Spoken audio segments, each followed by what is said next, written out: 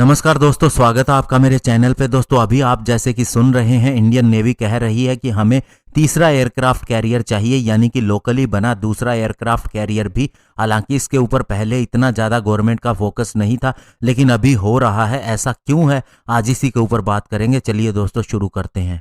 दोस्तों चूंकि हमारा चाइना के साथ एक लंबे समय से स्टैंड ऑफ चल रहा है, तो ऐसे में दोस्तों अब इंडियन गवर्नमेंट सीरियसली देख रही है कि नेवी की डिमांड यानी कि तीसरे एयरक्राफ्ट कैरियर के लिए सोचा जाए, क्योंकि अभी सिचुएशन ऐसी नहीं है कि हम कह सके कि पीस चल रहा है। हालांकि दोस्तों गवर्नमेंट का ध्यान अभी सबमरीन के ऊपर भी है और प्रोजेक्ट 75I के तहत 6 नई कन्वेंशनल सबमरीन का ऑर्डर भी दिया जाएगा, लेकिन अब थर्ड एयरक्राफ्ट कैरियर के ऊपर भी ध्यान दिया जा रहा है। अभी हमारे पास Russia made INS Vikramaditya aircraft carrier है और हमें एक लोकली बना एयरक्राफ्ट कैरियर भी अगले साल मिलने जा रहा है। फिर भी नेवी अपने इस प्लान के ऊपर फर्म है कि उसे एक तीसरा एयरक्राफ्ट कैरियर भी चाहिए। हालांकि chief of defence staff general Bipin Rawat ने कहा था कि तीसरे एयरक्राफ्ट कैरियर के लिए अप्रूवल में समय लगेगा, क्योंकि अभी हमें सबमरीन की जरूरत है और हम इसी के ऊपर ज्यादा ध्यान दे रहे हैं। और अभी दोस्तों गवर्नमेंट फ्यूचर के अंदर ऑपरेशन और रिक्वायरमेंट को देखते हुए अपनी प्लानिंग बना रही है। स्पेशली ग्लोबल सीन को देखते हुए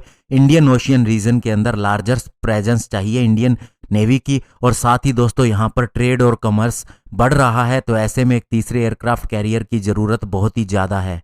और लास्ट वीक की नेवी डे के दौरान पत्रकारों को बताते हुए हमारे एडमिरल करमबीर सिंह, जो कि नेवी चीफ है, उन्होंने बताया कि हमें तीसरे एयरक्राफ्ट कैरियर की जरूरत है। स्पेशली जो एयर ऑपरेशन होते हैं उसके लिए भी इसकी ज्यादा जरूरत बनती है।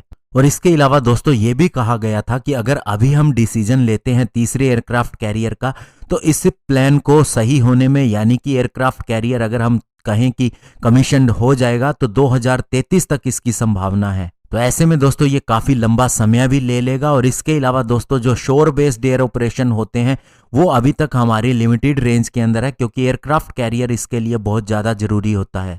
और इसके अलावा दोस्तों ये कोई छोटा एरिया नहीं है। External affair minister S Jaishankar ने इंडियन ओशियन रीजन की डेफिनेशन देते हुए कहा कि इसके अंदर बहुत सी कंट्रीज शामिल हैं, जैसे कि दोस्तों स्टेट ऑफ हॉर्मज से लेकर रीयूनियन आइसलैंड, ईस्ट अफ्रीका से ऑस्ट्रेलिया तक और लोम्बोक स्टेट से मलक्का स्टेट तक, सभी इसी के अंदर आते हैं। क्योंकि दोस्तों अगर हम बात करें फाइटर जेट की कवरेज की, तो केवल 20% एरिया ही कवरेज होता है अगर फाइटर जेट इंडिया से कहीं से भी उड़ान भरता है कोस्टल रीजन के लिए। तो ऐसे में एयरक्राफ्ट कैरियर की बहुत ज्यादा जरूरत है अगर हमें लंबी दूरी तक मार करनी हो। और दूसरी बात दोस्तों, चाइना ने प्लान कर रखे हैं 2035 तक 6 एयरक्राफ्ट कैरियर। तो ऐसे में हमें भी एयरक्राफ्ट कैरियर की जरूरत बहुत ही ज्यादा है। और चाइना के इस प्लान के अंदर न्यूक्लियर पावर्ड एयरक्राफ्ट कैरियर भी आते हैं। तो ऐसे में हमें भी ये देखना होगा कि हमारा जो अगला एयरक्राफ्ट कैरियर होगा उसमें इलेक्ट्रॉनिक कैटापुल्ट के अलावा न्यूक्लियर पावर्ड भी वो हो। तो दोस्तों ये देश के लिए अच्छा है। हमें हमारी इकोनॉमी का भी पता है कि ये 5 ट्रिलियन इकोनॉमी बनने जा रही है। हालांकि कोरोना की वजह से थोड़ा सा डिले हो सकता है, लेकिन इसमें कोई दो राय नहीं है कि इकोनॉमी संभल जाएगी। तो ऐसे में एयरक्राफ्ट कैरियर अवश्य ही आएगा। धन्यवाद, जय हिंद।